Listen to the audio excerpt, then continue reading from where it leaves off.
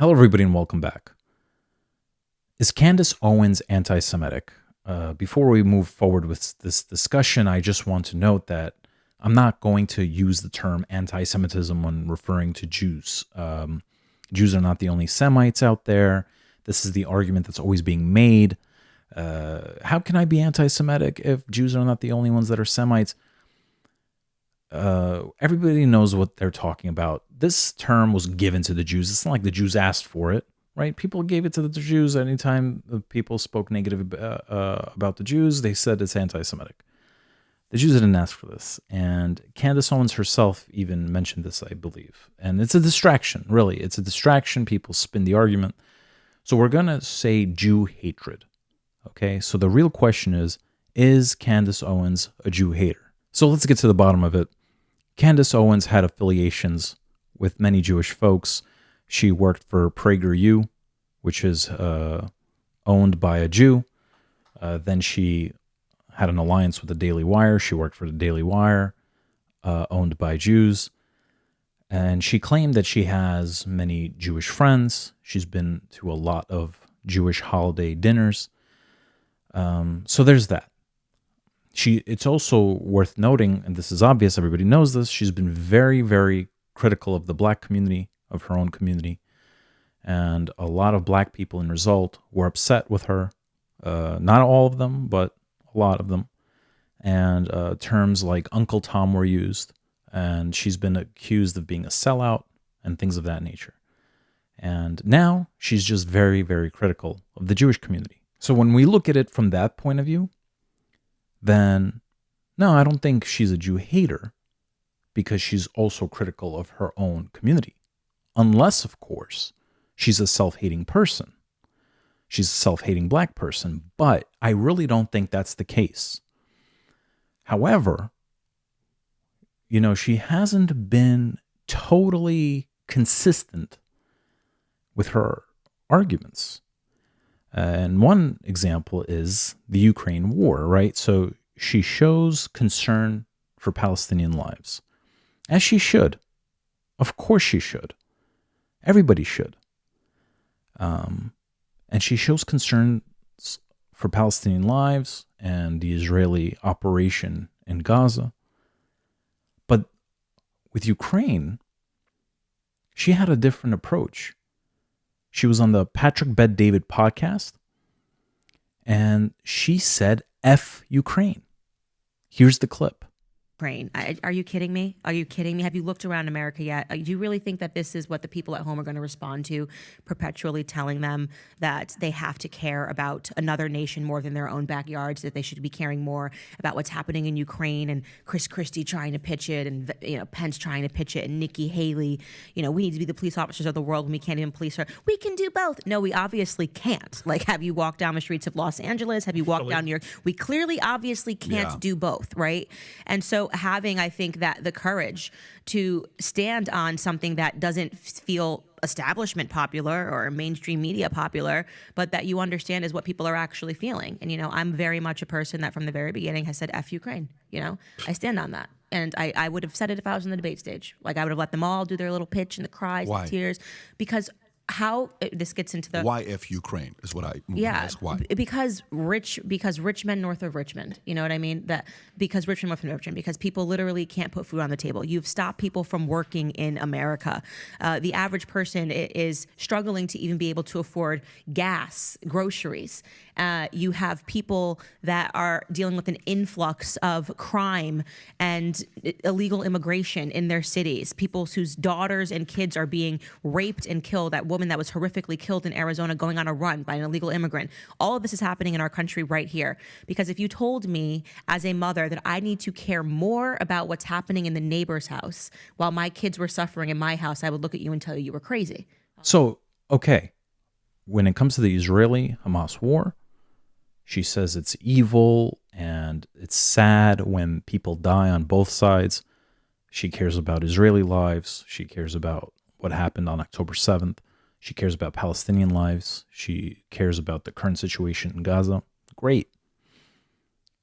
But why does she have a different approach with the Ukraine war, like the way she worded it. And I understand what she means. She says that the U.S. has a lot on their plate, and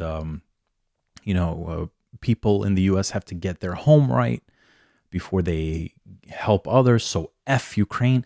If she had a different approach, like, it's so sad that Russians are dying and Ukrainians are dying, and hopefully we can we need a different approach. We can't keep funding Ukraine because this is a never-ending war, and we need a different approach. We have to sit down with Zelensky and Putin, put them on the negotiating table, and put an end to this.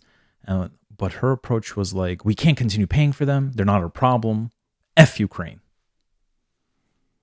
Another thing is the whole Kanye situation. So when Kanye first tweeted about the DEFCON 3 to the Jews, she, downplayed his comments, saying he doesn't even know what he's talking about. But then when she had a whole segment on it. And then when he double and tripled down and just went off the grid, went off the board, I should say, she just spun the argument around in a way where she didn't have to condemn him. And why should she? Why should she condemn him? Is that her obligation? Right? Like, why does she have to do this? Well, apparently she does, because she went out of her way to condemn Steven Crowder. She talked about what a monster he is. I mean, there's a title of a video called, let's see. Yeah. Steven Crowder is a monster. Okay. Here's the clip. So a bit of breaking news that just happened. And before we get to it, I just want to back up and tell you why we are discussing this breaking news, because it's occurred to me that there are some people out there who believe that to be a conservative, what it means is that we become tribal and we defend other conservatives even when they do things that are wrong, that we don't discuss things that are horrible on our own side because we need to just make sure that we score wins in other ways, and that is wrong. That to me is the exact opposite of why I have this platform. I am not tribal. I want to expose things when they are bad on the left, and I will also expose things when they are bad on the right.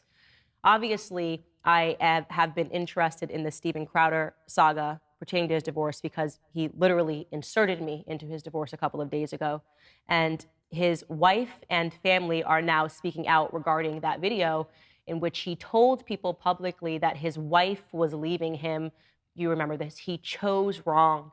And he essentially made it sound as if he did not want his marriage to end, but his wife simply wanted to leave. Well, she has responded by giving video, and I want to prep you. I want you to know this is horrific video. It is very difficult to watch. It's especially difficult to watch because in this footage, she is 8 months pregnant. And the video essentially reveals just how emotionally abusive he has been. And she is alleging that he has been emotionally abusive to her. And this video all but confirms it. So let's first get to the footage. I'm just going to allow you to watch it in its entirety. I drew a boundary. I drew a boundary. No, you just did it. I drew a boundary of abusive and cruel. You were not taking the car. So she says she calls everybody out for being wrong. It doesn't matter if it's only on the opposite side. She'll call her own side out for being wrong when, So, she went out of her way. She talked about Steven Crowder, as she should have, because it was terrible what Steven Crowder did and said. But it's not the case when it comes to Kanye West. Well, in my opinion, I just have to say that I don't necessarily think Candace Owens is a Jew hater. I don't think she goes out of her way of being a Jew hater. I think what happened is this. I think it all started with the Kanye West situation, and I think that she very much values that relationship, friendship, business partner, whatever. She very, very much values it, and she was probably afraid that if she condemned him or criticized him, because Kanye is unhinged, she would lose that contact. Okay, and I think that the Jewish folks, her fans, the people that she worked with, they probably panicked and they put pressure on her to make a statement, and she wouldn't. She wouldn't condemn him straight up. And I think that put a strain on their relationship, and the hostility just kept growing amongst the fans, amongst the people she worked with. And there's no love lost, so she was probably like, whatever, she just doesn't care. And in some cases, maybe she's saying certain things to get a reaction out of them, kind of like as a payback. Who knows? Maybe, maybe not. Maybe that's not the case. Maybe she is truly staying true to herself, minus the fact that Kanye said these things because, she's picking and choosing where to be morally right. That's a context she just doesn't want to abandon. And as the hostility grows, people lose themselves in battling one another, and they say things. So, I don't think, as much as she has a strain on the relationship with the Jewish people around her, whether it's the fans or the people she worked with, I don't think she's a Jew hater.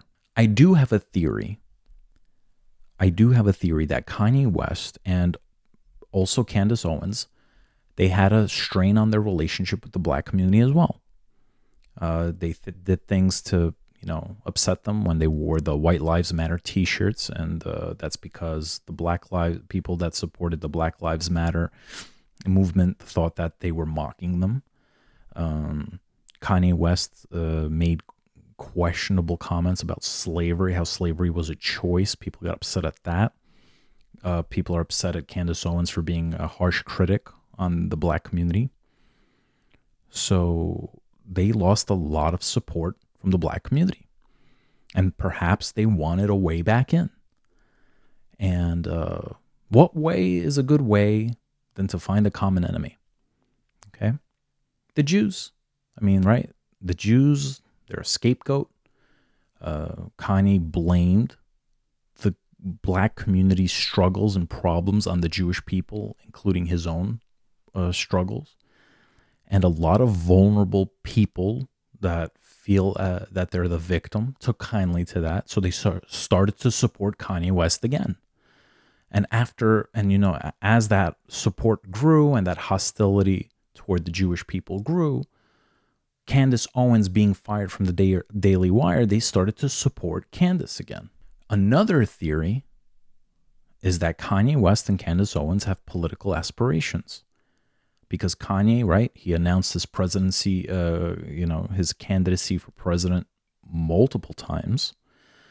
Candace Owens, when she interviewed Trump a while back, she halfway joked that, how would he feel about having her on the ticket with him? Right? A Trump-Owens ticket. So they both have political aspirations, and they need the white support. They need the white support to go far, because the black community, right, in the United States is only, 13%? And at least half of them vote Democrat. So they need a lot more support than that. That's why they wore the White Lives Matter T-shirts. They're hoping, perhaps, to get the support of people who happen to be white who don't like Jews. There's a group of people like that. Kanye West was hanging out with Nick Fuentes. Nick Fuentes is known to be, the voice for the alt-right. Not too kindly to the Jews, not so kind to the Jews. Nick Fuentes recently gave Candace Owens props for telling off certain Jewish folks. So, perhaps it's working. After Kanye said what he said, a lot of, there were neo-Nazis that posted signs over the bridge in California saying Kanye was right about the Jews.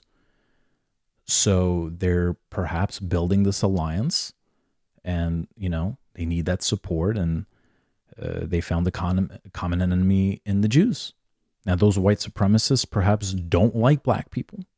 It's no secret. They never did. But they don't like the Jews even more. So this is a temporary alliance that they both need each other. But what Kanye West and perhaps Candace Owens don't realize is that the people that they want the support from will support them until they don't support them. And they will turn on them very quickly. The Jewish community is very vulnerable, and they can act irrationally and overreact, like they did, let's say, with the Candace Owens situation. And I understand. When I was younger, I would totally get rattled up, but I always believe you have to hold your composure, engage in dialogue, have a conversation. You don't. Maybe you find common ground, as long as it's a good conversation. As long as you understand each other's points, you don't have to agree necessarily, but dialogue and conversation is very important. And by now, after all this history, are we surprised that a lot of folks that talk against the Jewish community, that they're uninformed or intentionally saying things to take jabs at the Jewish community? Are we really surprised?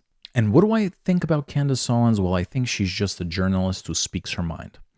I don't think she's a Jew hater, but certain things she says can come off that way.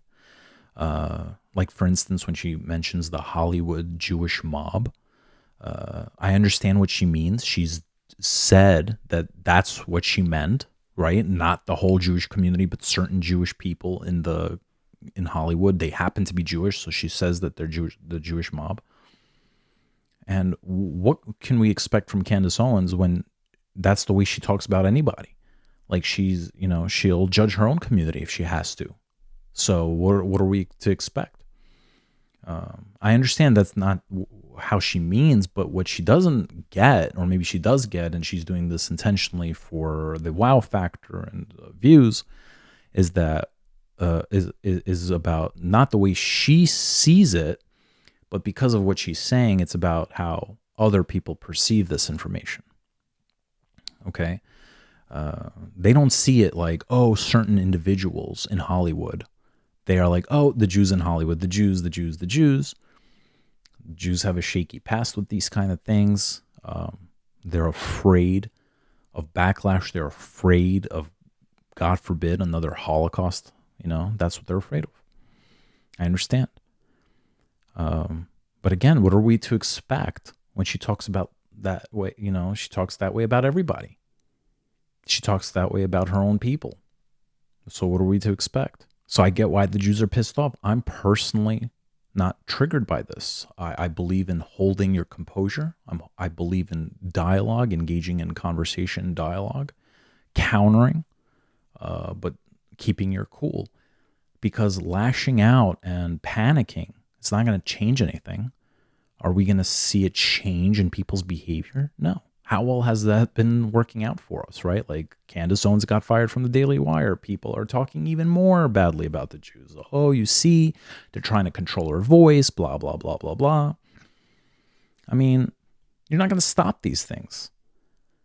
That's why it's important to just keep your cool. I personally don't think she should have been fired. I think that, I don't know. Maybe I just don't know enough. Maybe I don't know enough about the situation, but it just seems to me that she shouldn't have been fired. They should have just constantly communicated with her and kept their cool, kept their composure. Look, Candace, I understand your point. I disagree with you. And that's it. Leave it at that. But hey, what do I know?